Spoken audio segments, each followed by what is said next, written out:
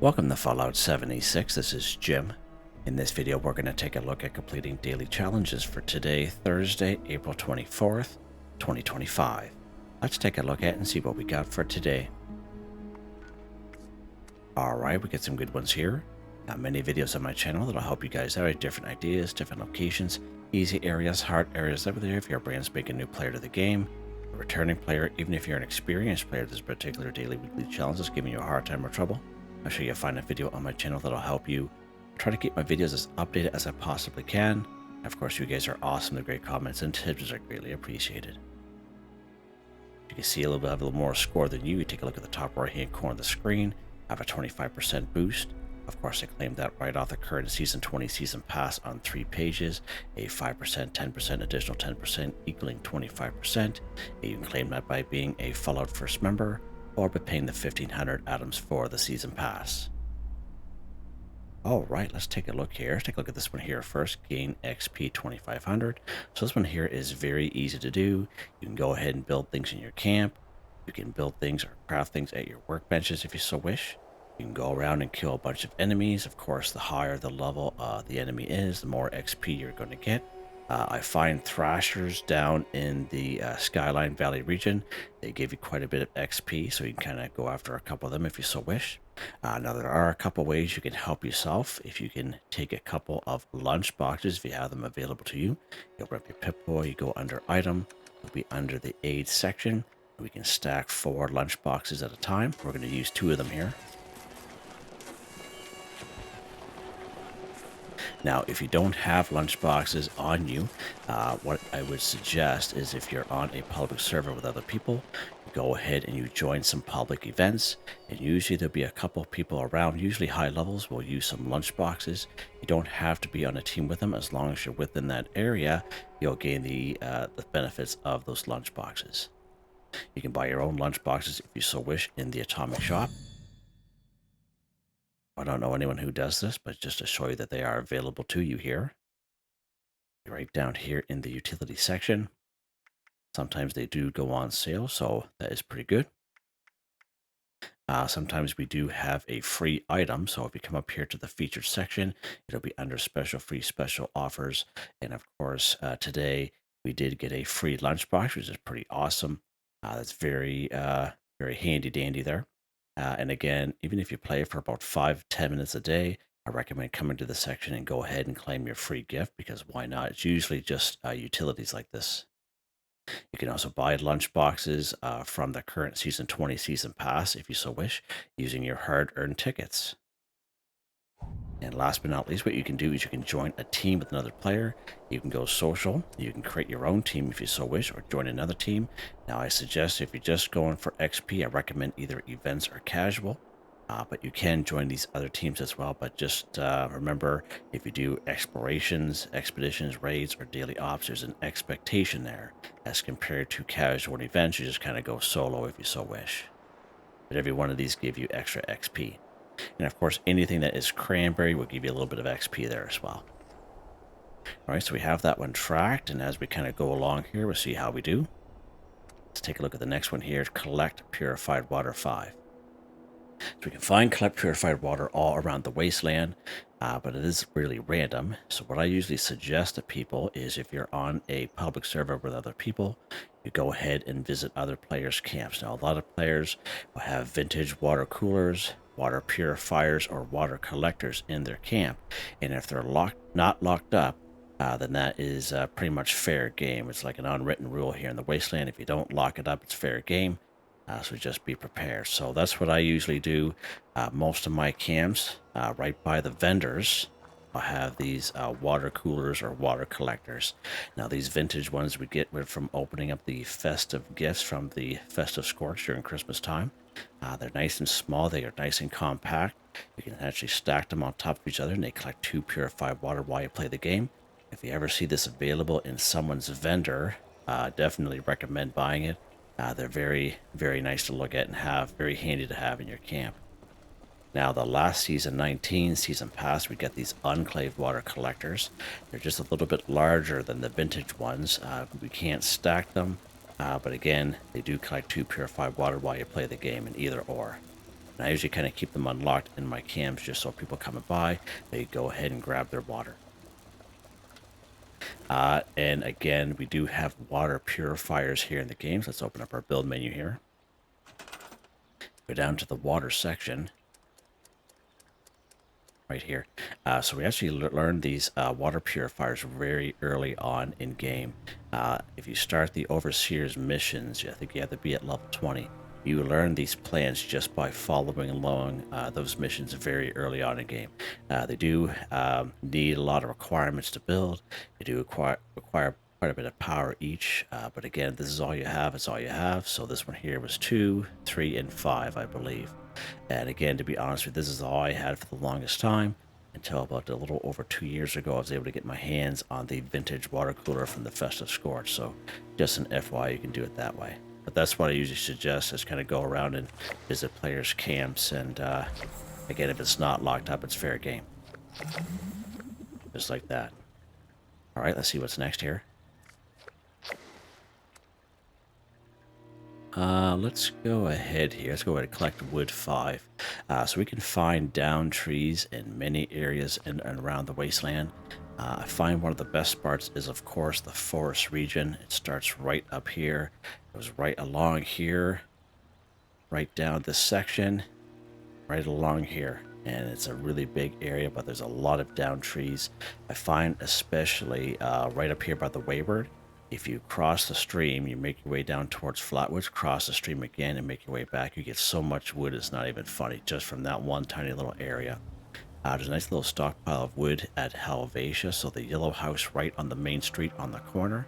There's a nice little stockpile of wood there. Of course, it is also part of the forest, and there's all kinds of down trees in this area in general. And one of the best stockpiles of wood in the game is right here at good old Prickett's Fort. Nice neutral area. There is a load of wood up here. So if you're a person who is even looking to modify their camp or build a brand new camp, you're gonna need a lot of wood. This is the spot that you get your wood, right up here, and all kinds of are up here. All right, so let's visit Helvetia here today, and we'll check that place out. Again, we only need 5, so it shouldn't be much of a problem.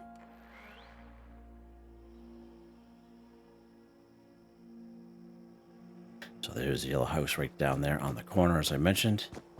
The little stockpile of wood is just out back. It's right there. So again, there is a perk card that we can use to help us collect more wood. It's not going to help us with the daily challenge, but if you're a person who are looking to kind of build a camp or modify a camp and you're collecting lots of wood, there's a perk card that'll help us out. So of course it will be under luck. It'll be way at the end. It is called Woodchucker right here. So collect twice as much when harvesting wood. So when you harvest wood 2, 4, 6, or 8 at a time. Okay, and with this perk card, you get double those results. All right, and again, it's not going to count towards the daily challenge, because when you let's say you pick up 8 each time, it only counts as 1 for the daily challenge. Right, that's just the way it works.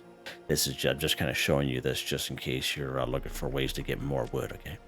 Let's go ahead and try that here. Now watch the top left hand corner when I gather this wood. So 4 wood scraps added, but as you can see, it only counts as 1 for the daily challenge, right? But we get all kinds of wood here, just like that, like wood 5 for 5. Let's go ahead just to show you how much wood we grabbed here. 36, just like that, just with the, just to let you know. And that's not even using the Woodchucker perk card. That's just kind of grabbing it. So that's pretty cool. Just imagine we use that Woodchucker card, how much wood we would get. All right, let's see what's next here. Collect a burnt book 10. So many great spots we can find burnt books in around the wasteland. Again, one of the best spots is right down here in Summersville. We have the burnt book house, I like to call it. It's the first house right on the right hand side. Now there will be about 4 or 5 weakened ghouls in around the area, but that shouldn't be much of a problem. Now, there are a lot of burnt books in this house.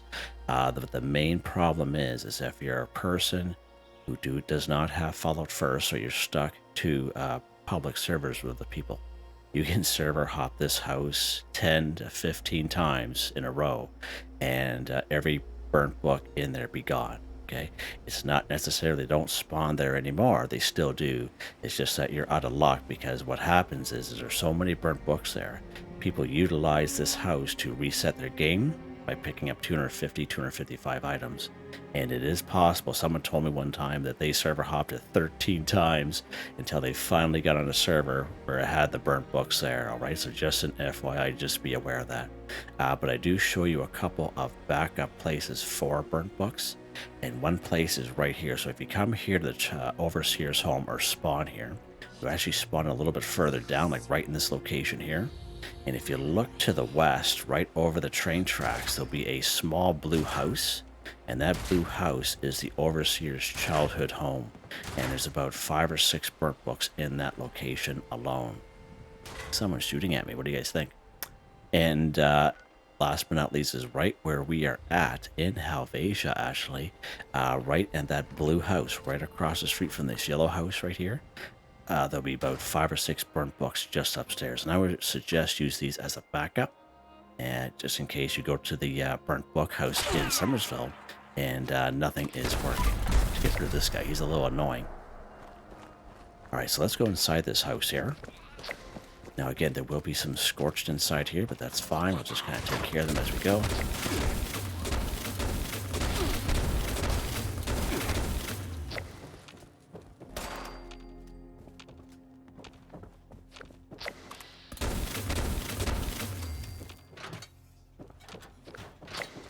All right, just like that. Let's check upstairs here.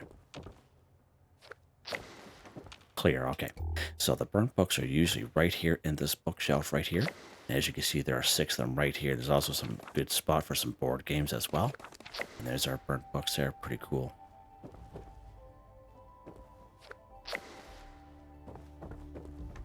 Did it, I didn't see them pop up. Let's check here. Let's check here, Jimmy. Oh, we need 10 of them, Jim. That's why. Right on, Jim. Right on. All right. So again, pretty good spot for 6 of them. Let's go to the Overseer's home.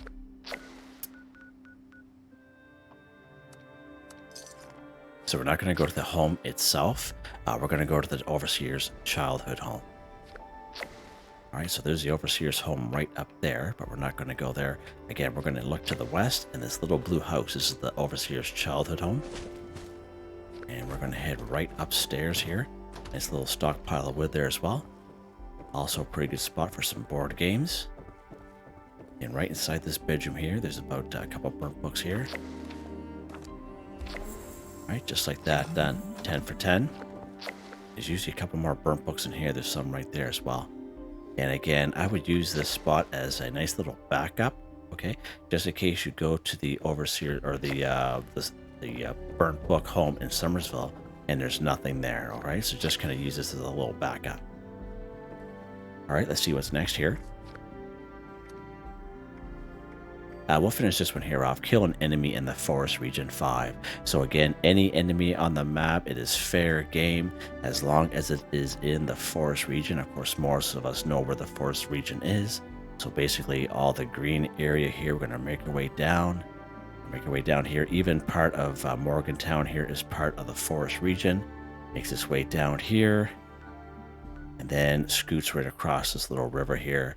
And then meets up with the Ohio River right over here. All right, so this is a very large area of the Forest Region. Again, any enemy here, so we're talking about animals, robots, humans, cryptids, ghouls, scorch, mole miners, super mutants, whatever, floaters, everything is available. Insects, Mirelurks, everything is available for this one here, all right? So actually, let's go down here to good old Flatwoods.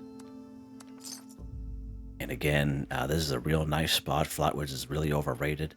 You can come down here. And again, with these daily, weekly challenges, you can make it as easy, as hard as you want, whatever you want to do. So there's about 9 Brahmin here in Flatwoods. And here's the house with the red star. And we're going to finish this off with 1 Brahmin over here. And again, the Brahmin are passive, but it will count towards this daily. There we go. That's like that kill an enemy in the Forest Region, even though he is passive. All right, just an FYI there. Pretty cool, eh?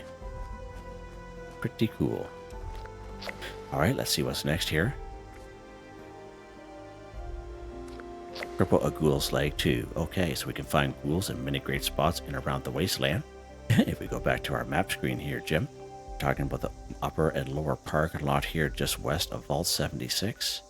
Down here at Alpine River Cabins, about 5 or 6 of them down here. Eastern Regional Penitentiary. The lower section of Clarksburg going over to the Clarksburg Shooting Club.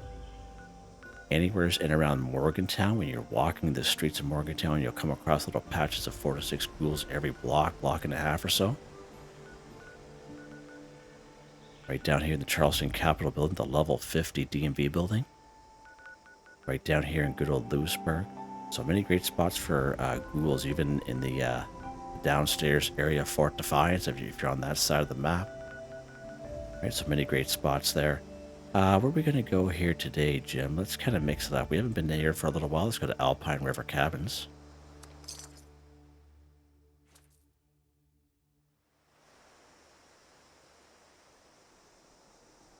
Alright, so we're just not killing ghouls. What are we doing here with them, Jim? We are crippling their legs too, so you can go ahead and free aim for their legs if you so wish. If you can go ahead and just pretty much spray at their legs, and that's what I usually suggest as a hint to brand new people who never played Fallout 76 before. I know the ghouls in Fallout 4 can be extremely creepy, but they are really fast. They come right after. You just want to claw your face right off, especially if there's like a little group of them. And that's what I usually recommend to people who are new to Fallout games. Just take your weapon and just spray at their legs, and eventually you'll just kind of cripple them, and you'll slow them right down. And that way there you can kind of back up, take a little breather, reload your weapon, and, be a little less anxious there, okay? And again, if you do use VATS, there's a perk card that will help you out there. You go to our perk card section, it'll be under Perception. And it's called Concentrated Fire. Allows you to move your VATS around from head, torso, arms, and legs. And if you have the right weapon, you can go left leg, right leg, and basically all you need is one ghoul, okay? But again, sometimes we have those weapons that are like, one shot, one kill, so you will need another ghoul, so FYI there. Most ballistic weapons work quite well. The plasma caster, plasma rifle, crossbow, the bow and arrow, the drill with a tanky build or power armor on, shotgun with the enforcer perk card under agility. But you guys have watched me play this, game for a long time, and you guys know that not all weapons are created equal when you're trying to cripple. All right, so just an FYI there. I haven't really used this one here to cripple very often, but we'll see how she goes here. The 2 guys in here, so let's go ahead. We're going to go for the right leg there.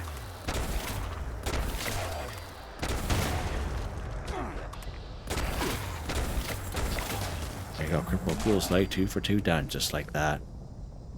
And it's really funny watching the ghouls. Look at that great Mentats, beautiful. And a silver spoon. Huh, why not? It's really, where did that other guy go? Huh, weird.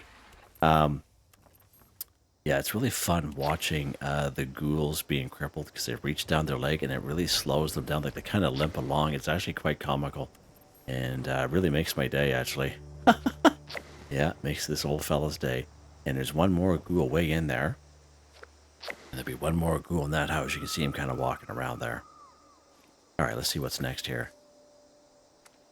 Take a camera picture of a Stingwing 1. Okay, when it says take a camera picture, we have to use the Pro Snap Deluxe camera. If we try using photo mode, it's not going to work, okay? And of course, the Stingwing can either be dead or alive. It's really up to you what you want to do. But I do have a video here on the channel. I bring you right over here at the Big B's rest stop. And if you make your way up this hill right in about in this location, there's like a big kind of a swampy looking area. And I would say there's up to 3 Stingwings in this area. Another pretty decent spot is right over here in White Springs. I would say it's just fairly close to this little snake here. Again, you'll have to kind of spawn here or spawn over down here at the Myers Monument and just work your way in. But there'll be at least 2 Stingwings. There's a white building, and one of the Stingwings are usually on the building, and the other Stingwing is usually on a tree. All right, so just an FYI, you can try that spot. So we were just there just the other day for this exact same daily challenge. So let's pop up here to this location up here today, Big B's rest stops. Let's go ahead. And again, either dead or alive, it's up to you what you want to do. I prefer dead. And again, if there's a couple of them around, which there usually are, So here is Big B's rest stop here. And we're actually going to walk up this hill right to the south. Make sure we're lock and loaded here, Jim. It won't let me lock and load.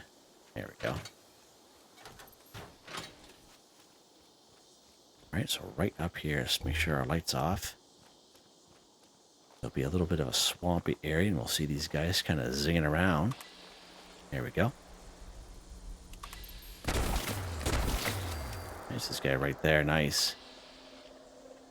Those guys are way over there, so that's fine. We'll just kind of leave them be. Sometimes they're right here in your face. Actually, believe it or not, usually about 7 times out of 10 that I come here, usually one of these guys are legendary. So if you're looking for a legendary enemy, you always try your luck up here, because usually 7 times out of 10 I come up here, one of them are usually legendary, so it's pretty cool. There's our Stingwing right there. He's relentless, but we took care of him pretty good. So again, if we try going photo mode here, right off the map screen, it's not going to work, okay?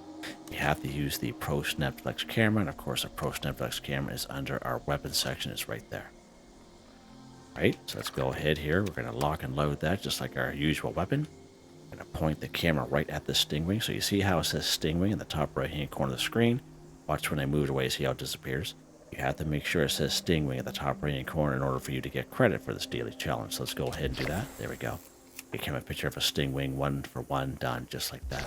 Now I recommend you hang on to your Pro Snap Flex camera, because if you drop it by mistake, it will destroy itself. Okay, so up to a little while ago, it was quite difficult to get another Pro Snap Flex camera.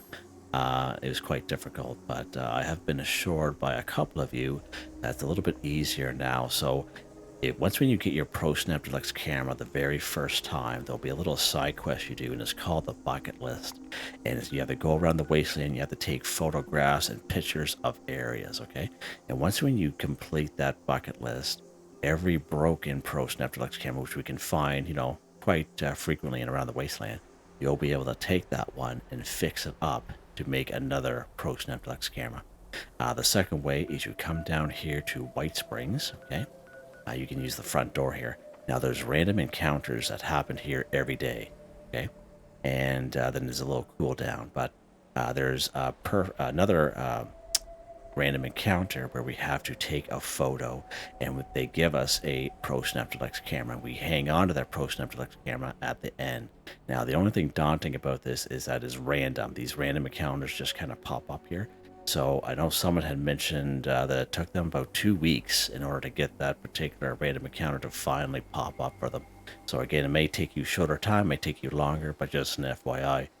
Either way, if you do it this way or the bucket list is going to take you a little bit of time, I recommend just taking good care of your Pro Snap Flex camera, and don't get yourself in that situation. And I think we are done. Let's take a look here. Oh, we have to gain some XP. So let's go ahead. We're going to finish this off here then. There is going to be a couple of floaters down here, and we'll take care of these guys. Stuck on something.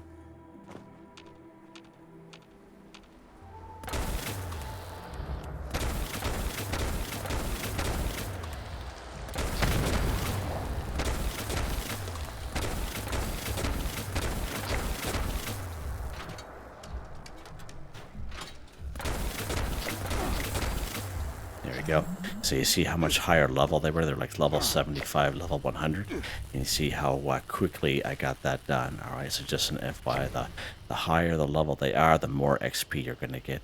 And plus those lunch boxes definitely helped us out there. Look at that, psycho buff there. Nice. Nice. There's that little blue guy got there. There we go. Perfect. Now we're done. Beautiful. Let's go back to our camp, and we'll take a look at weapon of the day here.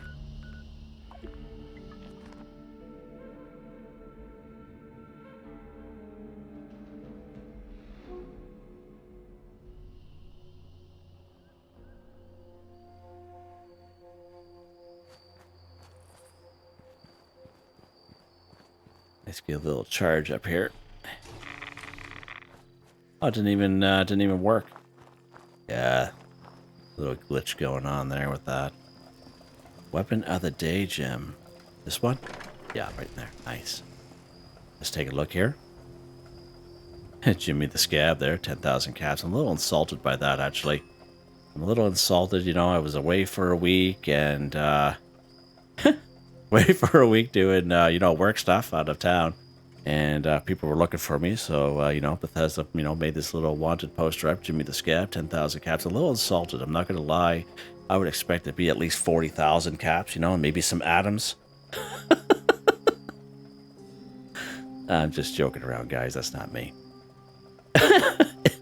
Anti-armor presidential tactical Tesla rifle. Say that 5 times fast. Plus 50% armor penetration. Plus 50% chance to hit a target in VATS.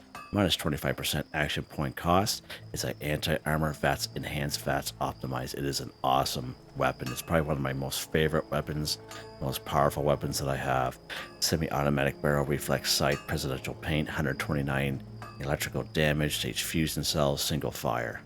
Just an amazing, amazing weapon. You owe it to yourself to at least try a Tesla rifle once. At least once, alright?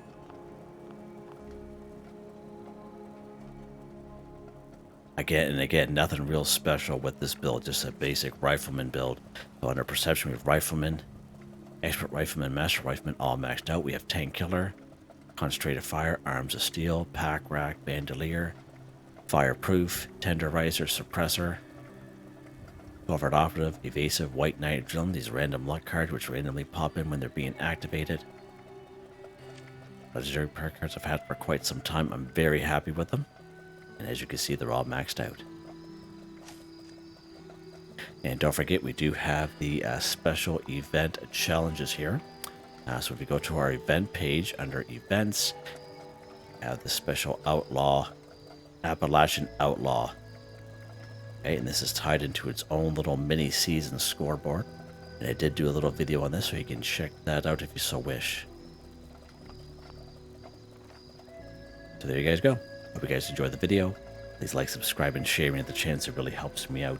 I'd like to thank my channel members, Artistically Arranged, Michael Edwards, Nigel Wiffen, Heather, Whitetribe, Mr. Shelton, Drake Stamps, NotMeButMeYesMeThatsMe, Jew, Andrew, Demon, Confoundedbridge, Ben Durant, John DJ59, Picquerist, Benny Bunny, Gwen Trutnau, Tony Watson. Thank you all so very much, and I hope you all have a nice day.